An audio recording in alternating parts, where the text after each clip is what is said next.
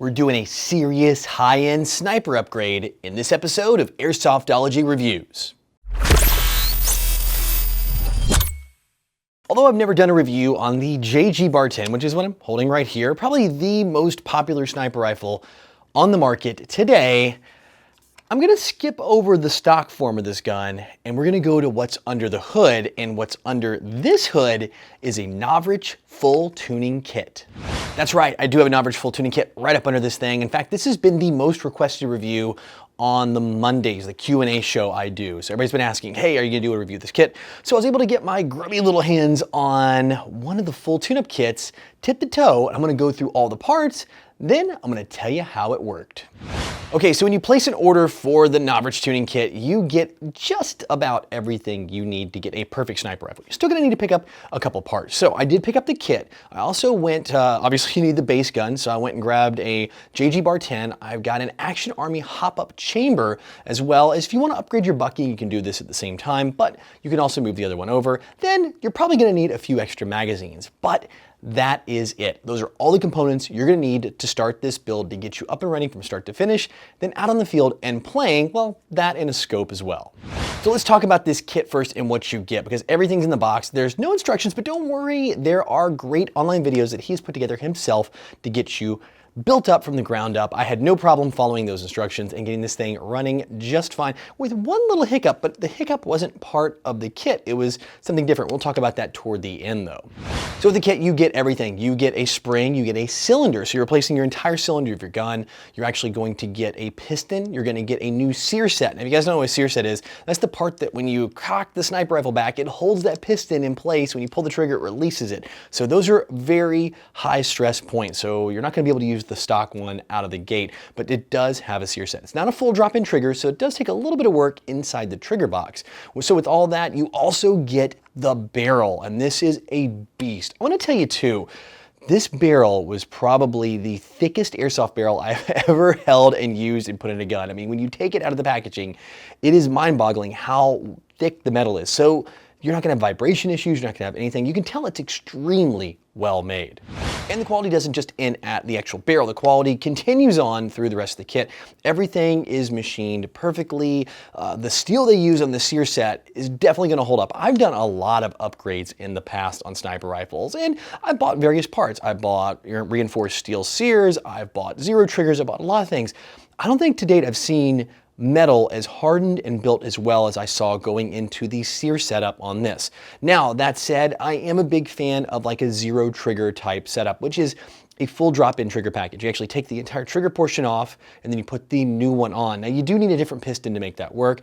I think that would be pretty cool as well to see in the future for an Novritsch kit. But again, it's not a deal breaker because the sear in here is awesome and it works. I have had some issues getting sears installed and working, and this one went right in, no problem. So let's talk about the build and what you have to do. I'm gonna kind of do a fast forward run through as you follow me through the build from the ground up. So you're gonna need to disassemble the rifle. You're gonna need to get the actual cylinder out of the upper receiver of the gun, and you're gonna make those changes. You're gonna move a few parts over from your other cylinder. That's gonna be mainly the bolt, pretty much. The actual parts you're gonna hold and cock back. That's gonna get transplanted over to the new gun. You're gonna need to make those sear installs inside of the trigger package. So you're gonna take those out, put them back in. It is a little tricky to get everything set up right. You do have to move a few body pins over to make that happen. Then for the internals, you're gonna put that spring, the piston, and everything in there in the cylinder because it doesn't come pre-installed from the factory.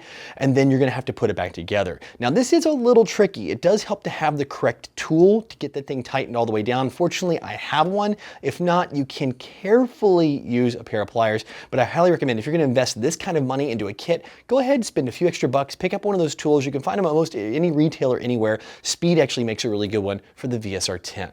So once you jam the spring in there, and we're running a pretty hard spring here. This one's gonna shoot around 550 when I'm done with it. Actually, I had 3 different spring options. I picked them up. I picked a 500 spring, a 550 upgrade spring, and then I picked up a 650 feet per second spring just for those fun backyard moments. I'm gonna tell you right now, the 650 was really difficult to get in. I put it in just to do some test shooting. I settled on that 550 because it's a good number. It still will pass most major MILSIM events, and then I still have that 500 option option to dial it back to 500 to still use if the field brings sniper limits down to that.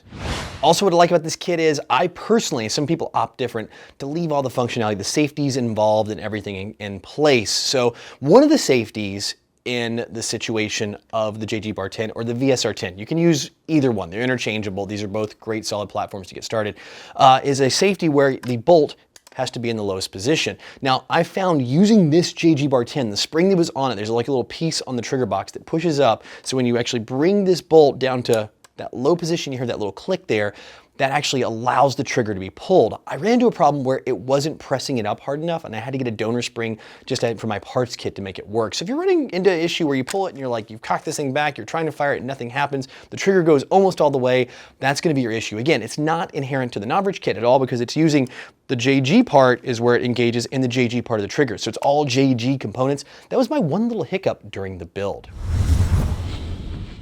But enough about building, let's talk about shooting, and that's where this thing really crushes it. Now, I put it together. Typically, there's a lot of work, and short of my minor little issue, this thing dropped right in and was rocking and rolling right out of the gate. It is a cannon and also a laser beam, and I think it was because of the recommendation to get that Action Army hop-up chamber, which was actually, when I reached out to Novritsch, he said, definitely want to pick that up. I pinged him on it. I was like, hey, do I need to swap it out? You can use your stock chamber if you want, but I would really take this opportunity. It's not an expensive upgrade. It's around $30-ish if you can find them in stock, US, and maybe even cheaper if you kind of shop around international sites. To get a better hop-up chamber in there. The way it adjusts, no longer use a little hop-up bar on the side, it adjusts through the mag well, through an Allen key, and it just seems to hold a lot better, especially when you look at the two side by side, definitely a big upgrade. And then the power, putting this thing on the chrono, it is pumping out as advertised, definitely up there throwing some heat. So if you want something just like he has to throw BBs downrange, this is gonna be the beast for you. Of course, there's no rate of fire test because it's just as hard as you can pull that thing back, but I did find this, I'm gonna show you guys something. Trick on sniper rifles. A lot of people try to like hold them on their hip and cock them this way. The best way to cock it is actually have it on your shoulder. If you ever watch Novrich's videos, he does this too. Put your thumb on the back of the bolt, hand there, and just pull straight back. It's not that hard. Even for a stiff spring like this, being around that 550 mark, which is what's in here right now, it's still not terribly difficult. Now, if you're not got a lot of upper body strength, if you're really on the weaker side, you might have some challenges with the 500 or even the 550. But from somebody who's had springs like EPS2s, VSR-10s of different brand springs in there, this one, for the power it puts out, is actually one of the easiest ones I've ever pulled back. Of course, also accuracy is gonna be great. That barrel is insane. It's a 601 type bore. So you're sending those BBs down that long barrel all the way to the end. It's designed to sit flush right here to the edge of the cap on this, so it's shooting perfectly straight. Again, a lot of that comes to a combination of the bucking, so spend a little time getting that bucking lined up with that barrel. The barrel can be awesome, but if you don't have that bucking just right, or it's gunked, or it's sitting there a little weird, or it's old, you're gonna have some serious accuracy or even loading and feeding issues. So spend the time getting the thing aligned. You're gonna really thank yourself for putting a little extra effort in. So guys, if you're looking for the ultimate sniping kit, just to pick it up and drop it in. I mean, I've done the hybrid pick apart from this and this, and it works, but sometimes things are a little weird when you try to do that. And I've tried to go budget too, and I've kind of kicked myself in the backside for not spending the money on something good. Definitely take a look at the Novritsch's Sniper Tuning Kit, the full tuning kit. The only downside to this kit, if I'm gonna really throw out there, I mean, it was easy to install. It is very well made. I mean, by far the best tuning kit or sniper parts I've put into a rifle to date. The downside is the price, and you're gonna be paying for that. That's the unfortunate part. I mean, it is definitely up there, but again, don't expect Ferrari performance without putting the money in to buy a Ferrari. I mean, you can't buy a Honda Civic and throw a bunch of parts on and expect it to perform exactly the same. So guys, if you are in the market for this and you want to have pretty much the Ferrari of sniper rifle tuning kits and you've got the budget to do it, definitely check out the Novritsch's full sniper tuning kit. You can get it for the JG BAR-10, you can get it for the VSR-10. In fact, there are probably 8 or 10 different models at this point of sniper rifles these kits are made for. So if you have a donor body, there's probably one that's gonna work out for you. And if you guys wanna learn more, I have links over to all the kits down in the description below. And if you guys wanna watch gameplay of this, stay tuned. I'm handing this rifle off to Jet when I'm done with it. So you're gonna probably see a lot of stuff on his channel. Hopefully I built it well enough to where it holds up to his abuse.